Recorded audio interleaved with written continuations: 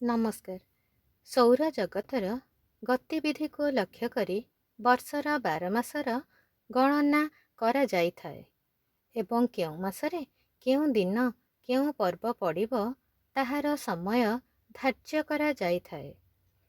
ବୈଶାଖ ମାସର ଆରମ୍ଭ ତଥା ମେଷ ସଂକ୍ରାନ୍ତିରେ ସୂର୍ଯ୍ୟ ଉତ୍ତରାୟଣ ବା ନର୍ଥ ପୋଲରେ ଗତି କରୁଥିବା ସମୟରେ ବିଷୁବ ରେଖା ବା ଇକ୍ୱେଟର ଉପରେ ରହିଥାଏ। ତେଣୁ ଏହି ଦିନଟିକୁ ବିଷୁବ ସଂକ୍ରାନ୍ତି ମଧ୍ୟ କୁହାଯାଏ।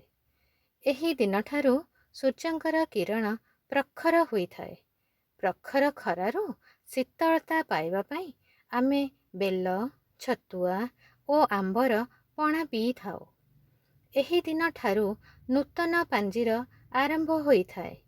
ଏହି ସବୁକୁ ନେଇ ମୁଁ ଆଜି ଆବୃତ୍ତି କରୁଛି କବିତା ଓଡ଼ିଆ ନବବର୍ଷର ଅଭିନନ୍ଦନ। ସୌରମଣ୍ଡଳର ଦେଖି ଗ୍ରହ ଚାଳନ ଧାର୍ଯ୍ୟ କରିଥାଉ ଆମେ ବର୍ଷ, ମାସ ଆଉ ଦିନ। ସୌର ମାସର ଗଣନା କରୁ ସଂକ୍ରାନ୍ତି ଠାରୁ। ଚନ୍ଦ୍ରମାସର ଗଣନା ଆରମ୍ଭ ହୁଏ ପୂର୍ଣ୍ଣିମା ଦିନରୁ। ବୈଶାଖ ମାସର ମେଷ ସଂକ୍ରାନ୍ତିରେ ସୂର୍ଯ୍ୟ ଉତ୍ତରାୟଣ ହୋଇ ପହଞ୍ଚେ ବିଷୁବ ରେଖାରେ।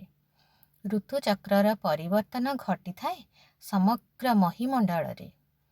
ବୈଶାଖରୁ ନୂତନ ବର୍ଷର ଆରମ୍ଭ ହିନ୍ଦୁ ଧର୍ମ ଅନୁସାରେ। ବର୍ଷ ଶେଷ ହୋଇଥାଏ ଚୈତ୍ର ମାସରେ। ଏଥି ନିମନ୍ତେ ଏହି ଦିନଟି ବିଷୁବ ସଂକ୍ରାନ୍ତି ବୋଲାଏ। ଆମ ରାଜ୍ୟ ଓଡ଼ିଶାରେ ନବବର୍ଷ ପାଳନ କରାଯାଏ। ବିଷୁବ ସଂକ୍ରାନ୍ତି, ପଣା ସଂକ୍ରାନ୍ତି, ମହାବୀର ଜୟନ୍ତୀ, ଓଡ଼ିଆ ନବବର୍ଷ ରୂପେ ପାଳିଥାଉ ବୈଶାଖର ପ୍ରଥମ ଦିନଟିକୁ। ପ୍ରଚଣ୍ଡ ରୌଦ୍ରତାପରୁ ଶୀତଳତା ପାଇବା ନିମନ୍ତେ ଆଗ୍ରହ କରିଥାଉ ବେଲ ଛତୁଆ ପଣା ପିଇବାକୁ। ପ୍ରତି ଘର ଅଗଣାର ଚଉରାକୁ କରିଥାଉ ସୁସଜ୍ଜିତ।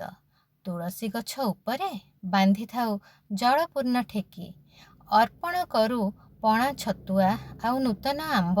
ଆସନ୍ତା ସଂକ୍ରାନ୍ତି ପର୍ଯ୍ୟନ୍ତ ସୂର୍ଯ୍ୟଙ୍କୁ ଜଳ ଦେଉ ଟେକି। ଏହି ଦିନଠାରୁ ଆରମ୍ଭ ହୁଏ ଓଡ଼ିଶାର ନିଆରା ଉତ୍ସବମାନ। ନିଜସ୍ୱ ପରମ୍ପରା, ଝାମୁ, ଦଣ୍ଡଯାତ୍ରା ଆଉ ସଂକୀର୍ତ୍ତନ।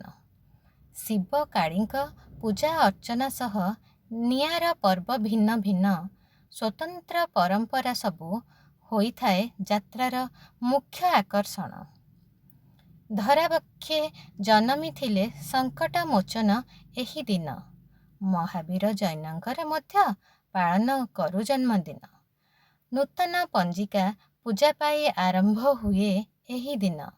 ଓଡ଼ିଶାବାସୀଙ୍କୁ ସଭିଏଁ ଜଣାନ୍ତି ନବବର୍ଷର ଅଭିନନ୍ଦନ। ଧନ୍ୟବାଦ।